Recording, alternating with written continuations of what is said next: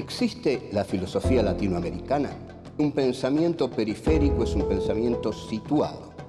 Europa se arroja sobre América Latina la herencia de los pueblos originarios, los proyectos de nación, el porqué de este pensamiento, el rechazo al colonialismo, la unión latinoamericana, la lucha de clases en Argentina, países subalternos, marginados, que no han participado de la centralidad de la historia. América Latina, filosofía y colonialismo.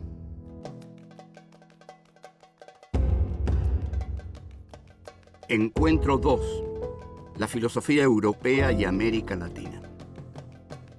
1. El Nuevo Mundo. 2. El sujeto capitalista y la conquista de los entes. 3. Capitalismo y razón instrumental. 4. Las revoluciones en América Latina.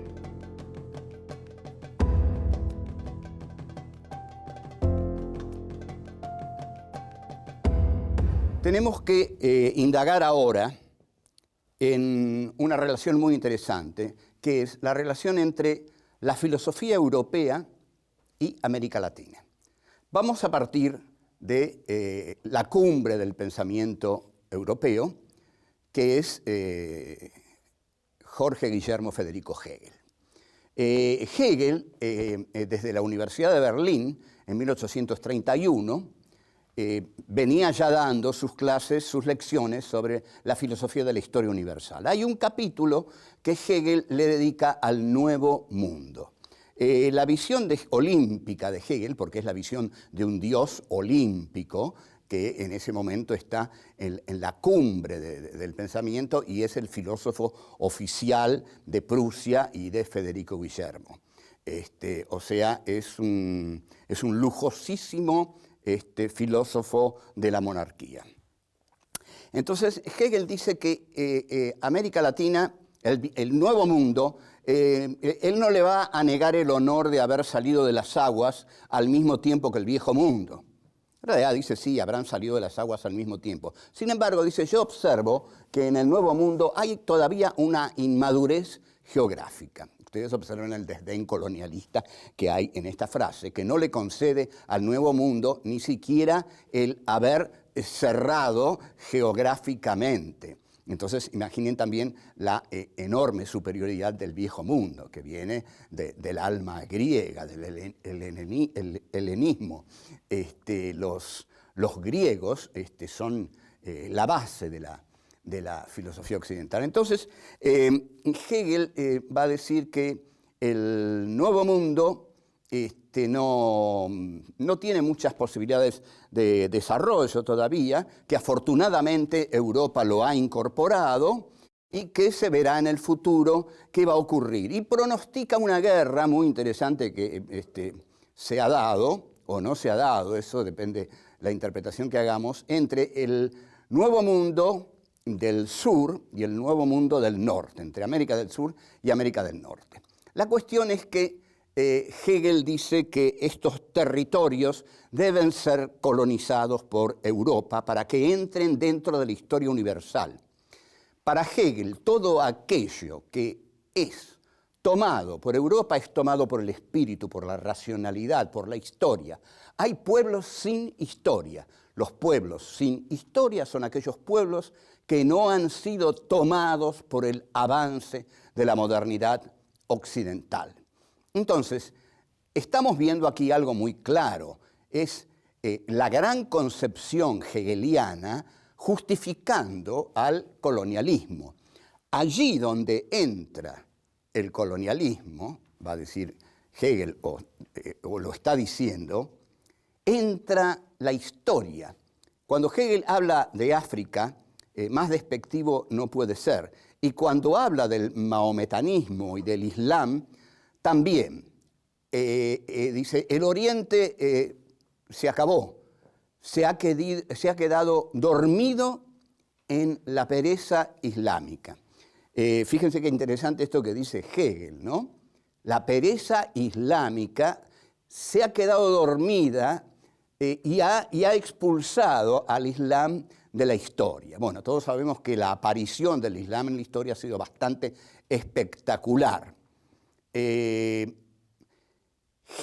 habla de la dialéctica. La dialéctica es una herramienta que no es un método que Hegel le pone a la historia desde afuera. Hegel va a decir que la dialéctica es el movimiento interno de la historia. O sea, la historia es dialéctica. Como la historia es dialéctica, avanza de negación en negación y finalmente llega a su gran afirmación final, que es el saber absoluto que se da en la filosofía hegeliana. El gran discípulo de Hegel, el más lúcido de la izquierda hegeliana, va a ser Marx. Marx también va a tener un pensamiento muy concreto acerca de la situación colonial.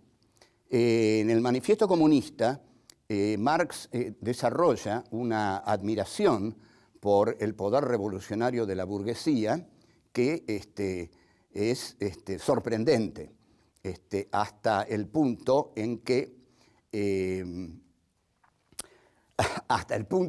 que algunos dicen si Marx ha venido a enterrar a la burguesía o a alabarla.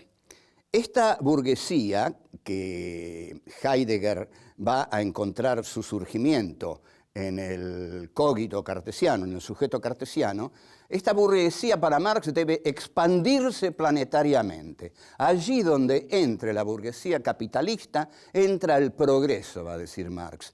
Incluso Engels tiene un texto que dice: en buena hora Estados Unidos ha conquistado a México, porque al conquistarlo va a instaurar ahí las modernas relaciones de producción capitalista. Y solamente así va a surgir un proletariado industrial, que es el que va a ser finalmente la revolución. Vamos a desarrollar más estos aspectos, los aspectos colonialistas del método dialéctico. Volvemos.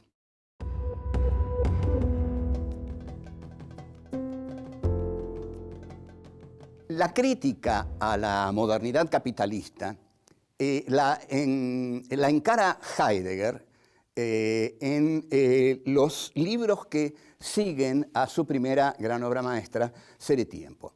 Concretamente, la crítica es la siguiente. No es solo de Heidegger, ya a esta altura uno puede adoptarla, cambiarla, pero bueno, digamos, este punto de vista lo largó el señor Heidegger. Y dice así: con Descartes, el hombre capitalista gana su subjetividad y se pone en la centralidad de la historia. Yo había dicho que el surgimiento fáctico del capitalismo era la conquista de América. Aquí tenemos el surgimiento subjetivo del hombre capitalista. El hombre capitalista está ahora en el centro, porque lo único indubitable es el sujeto. Con Descartes ya sabemos que Descartes dice: de lo único que no puedo dudar es de mi duda, y si yo dudo es porque yo pienso. Entonces lanza esa famosa consigna, pienso, luego existo.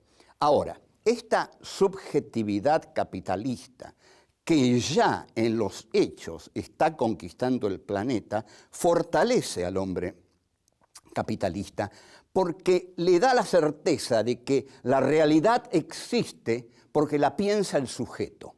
Lo fundamental del idealismo filosófico es deducir la existencia de la realidad a partir del sujeto cognoscente.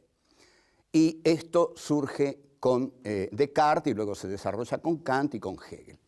Ahora bien, Heidegger dice que en ese momento el hombre olvida al ser y se consagra a la conquista de los entes. Esto lo vamos a aclarar porque es fácil.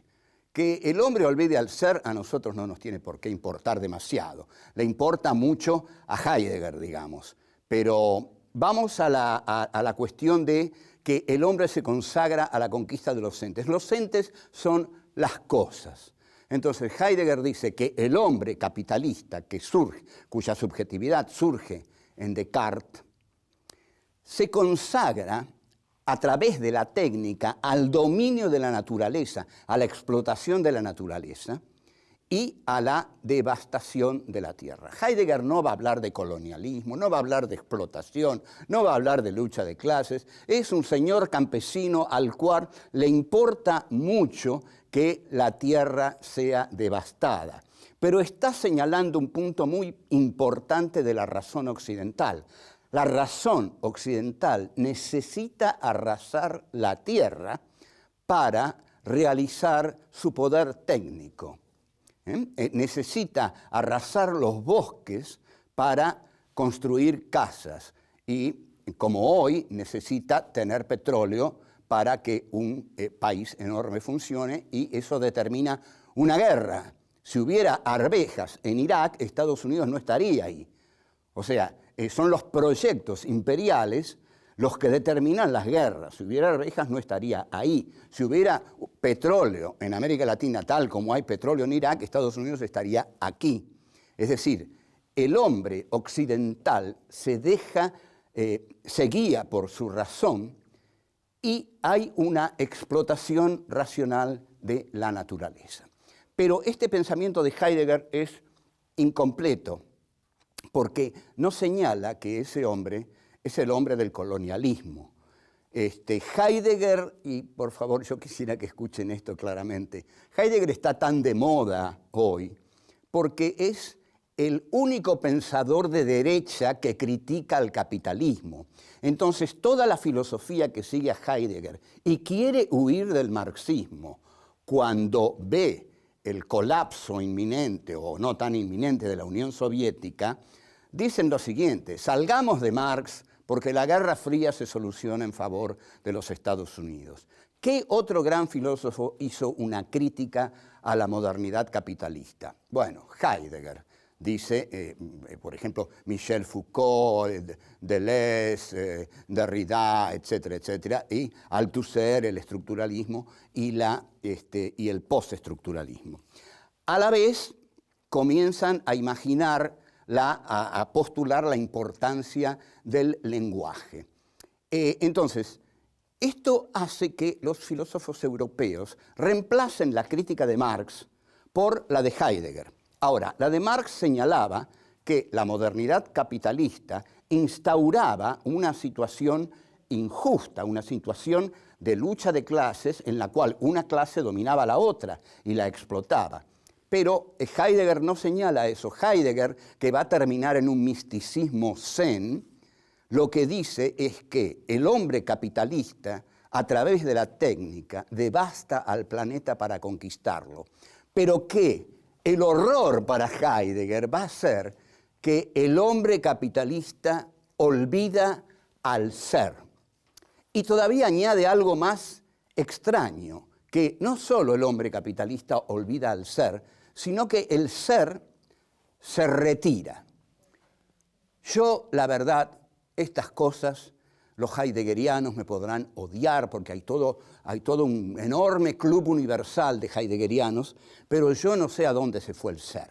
La cuestión es que nunca lo vi, no lo conozco, ni Heidegger lo vio al ser. Se ha retirado tanto que, nadie sabe dónde está. Lo que sí sabemos es que el hombre capitalista se muere por conquistar los entes, y que esta es la esencia del capitalismo. Pero Marx a los entes los llamó mercancías. Vamos a ver cómo es eso y qué diferencia hay entre una actitud y la otra. Volvemos.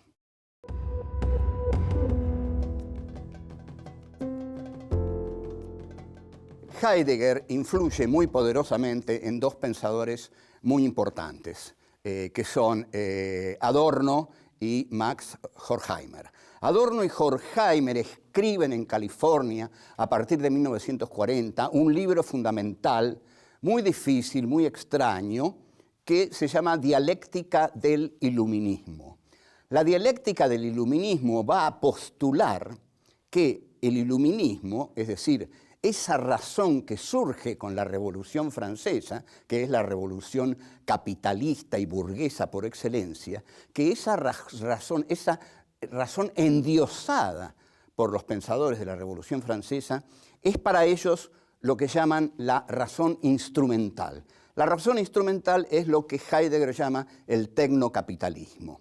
Entonces, la razón instrumental para Adorno y Horkheimer está destinada también a devastar la tierra, a arrasar la tierra, a utilizarla para los beneficios del capitalismo. Lo que hacen con esto Adorno y Horkheimer es cambiar el eje del pensamiento marxista, que ya no hace pie en la lucha de clases, sino en la relación del hombre con la naturaleza.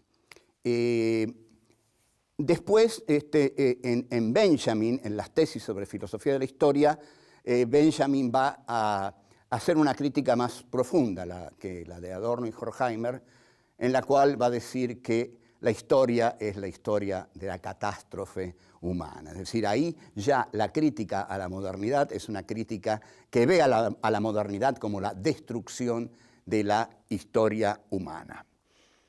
Ahora, evidentemente, según lo estamos viendo, esta razón del tecnocapitalismo y esta razón instrumental, si está dispuesta a devastar la Tierra, está dispuesta a devastar todo el planeta. En consecuencia, esta es la razón colonialista. La razón colonialista es una razón que busca planetarizarse, es decir, conquistar todo el planeta. Y esto lo va a decir Sarmiento en uno de los libros pro-imperiales más excepcionales que han sido escritos en Occidente, que es El Facundo. Sarmiento está de acuerdo, pero está de acuerdo positivamente con el desarrollo de la razón occidental. Porque, atención, para muchos que esta razón occidental penetre en los países de la periferia, eso es lo que desean. Desean ser conquistados por esta razón occidental, entrar en el tren de la historia. Saben que quedarse afuera del desarrollo de la razón occidental es quedarse afuera de la historia. Entonces, ideólogos de esta razón, como Sarmiento, ven claramente que aquí, en la Argentina, la modernidad de Occidente la representan las clases portuarias, las clases ilustradas que se relacionan con los países que están a la vanguardia del desarrollo imperial, fundamentalmente Gran Bretaña y Francia. Entonces, con esta certeza de Sarmiento y de Mitre de que ellos encarnan la racionalidad de Occidente, conceptualizan al resto del país como aquellos que no la encarnan. Y aquí es donde surge la contradicción que ha instrumentado el desarrollo del colonialismo, la contradicción entre la civilización y la barbarie. El colonialismo se presenta como la civilización. Allí donde entra el colonialismo, entra el progreso, entra la cultura, entra la progresividad histórica, es decir, aquellos países que se relacionan con los países más desarrollados, los van a seguir en un desarrollo que les va a permitir alcanzar a estos países desarrollados.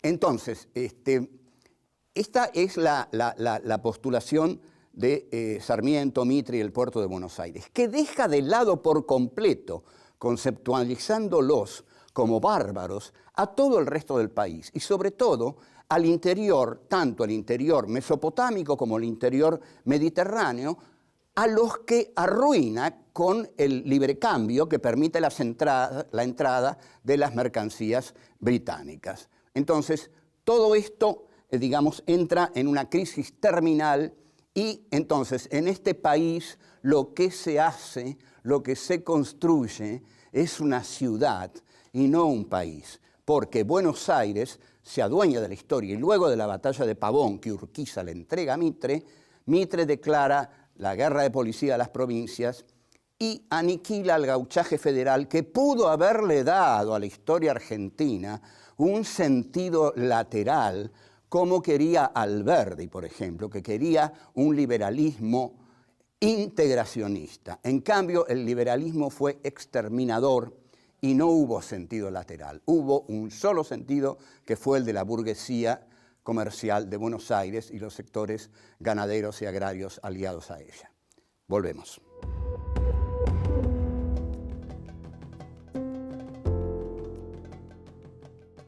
¿Qué pasó en América Latina? Porque estuvimos viendo qué ocurrió en nuestro país, en la Argentina.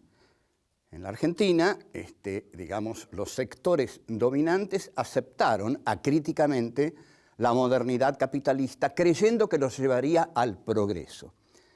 En todo el resto de América Latina ocurrió algo absolutamente similar. Todas las revoluciones que se hicieron en América Latina, y por favor, les pido atención a esto, porque es muy importante, porque por muchos lados se dice algo distinto, incluso pensadores de izquierda o nacional populares dicen lo mismo que los pensadores, digamos, de la derecha tradicional. En toda América Latina, los movimientos independentistas fueron para liberarse del poder monopólico, monárquico español. Para todos los movimientos independentistas, España era el atraso y había que derrotar a los godos para poder entrar en la corriente de la modernidad capitalista. Entonces, se realizan esas revoluciones que en realidad son exactamente eso. La revolución es la lucha para echar al conquistador español y para tener la libertad de comerciar con quien se quiera, sobre todo con Inglaterra. Por eso la causa de la liberación latinoamericana, está tan apoyada por Inglaterra.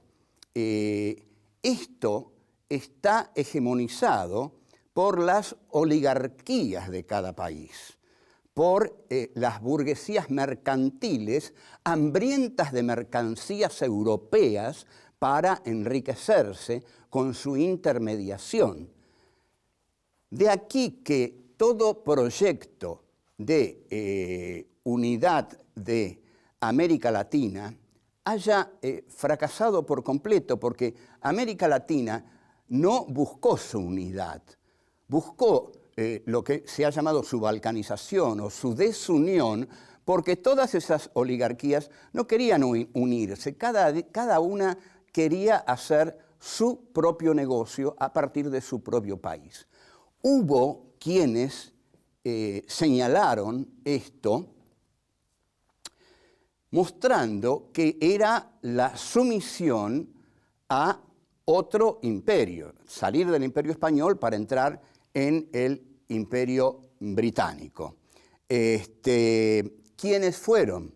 Bueno, podemos hablar desde el mismo Bolívar hasta, digamos, Mariátegui, José Martí, un pensador como Salvador Allende, que en Chile expresa este deseo de independencia, como pensadores como Leopoldo Sea, el mexicano, que escribe un libro que es Filosofía de la Historia latinoamericana, o los filósofos de la llamada teoría de la dependencia en los años 70, que son Gunder Frank en Chile, Teotonio dos Santos, Darcy Ribeiro, bueno, pero los que más hondamente vieron esta cuestión, creo que hay en Bolívar un intento temprano de buscar la unidad del continente latinoamericano. Y mi teoría, que vamos a desarrollar más adelante, porque más adelante vamos a desarrollar a todos estos pensadores, es decir, a Mariátegui, a Martí, la Revolución Mexicana, pero creo que en la reunión de Guayaquil, Bolívar le debe haber dicho a San Martín algo de sus planes sobre la Gran Colombia. San Martín lo debe haber interpretado como la ambición desmedida de Bolívar para crear la Gran Colombia o la unidad latinoamericana y convertirse en el dictador de ese proyecto. Y en todo caso, San Martín le habrá dicho que él no había venido a América para eso, a Latinoamérica para eso, que él había venido para liberarla del yugo monárquico español, que esa tarea estaba realizada y que él se despedía porque él había venido para eso. Se negó entonces a entrar en las guerras civiles argentinas, tarea que hizo Lavalle malamente, y San Martín parte habiendo cumplido la tarea que él había venido a realizar, es decir, expulsar al colonizador español. O sea, las conclusiones que nosotros tenemos que sacar es que en toda América Latina, con distintos matices, a veces muy importantes, se da un mismo proceso de salir de la dominación española para entrar en relaciones económicas y culturales con el Imperio británico, con Francia, es decir, con la modernidad capitalista. América Latina advierte que el tren de la historia va por ese lado y que el atraso iba por España. Por eso hay que salir de España y entremos en este otro tren, que es el del capitalismo progresivo, que nos va a llevar a nuestro desarrollo. Gran error, porque había dos trenes. Un tren por el que iban los países imperiales, que metieron a los países que se quisieron integrar en otro tren, que llevó al atraso y a la frustración a los países latinoamericanos. De todos modos, la modernidad capitalista en estos momentos está en crisis en todo el planeta porque no ha podido resolver ninguno de los problemas que el marxismo había planteado. Ante todo, la desigualdad. O sea, si no resolvió la desigualdad, es que no superó realmente al marxismo. Porque alguien supera algo cuando supera lo que el otro le habría cuestionado. Entonces, no se lo ha superado porque lo que se le cuestionó al capitalismo, es decir, su desigualdad flagrante, el capitalismo no la ha superado. La desigualdad cada vez crece más y nunca hubo más hambrientos en el mundo. Vamos a desarrollar todo esto que es penoso, pero es necesario en las siguientes reuniones en las que nos encontremos. Hasta luego.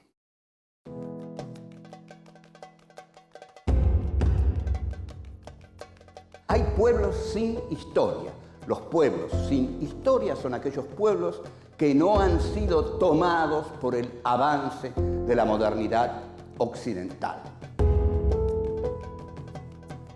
Si hubiera arvejas en Irak, Estados Unidos no estaría ahí.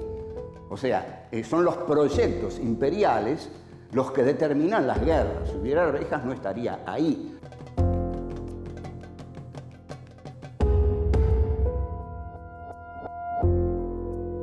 La historia es dialéctica. Como la historia es dialéctica, avanza de negación en negación y finalmente llega a su gran afirmación final, que es el saber absoluto que se da en la filosofía hegeliana.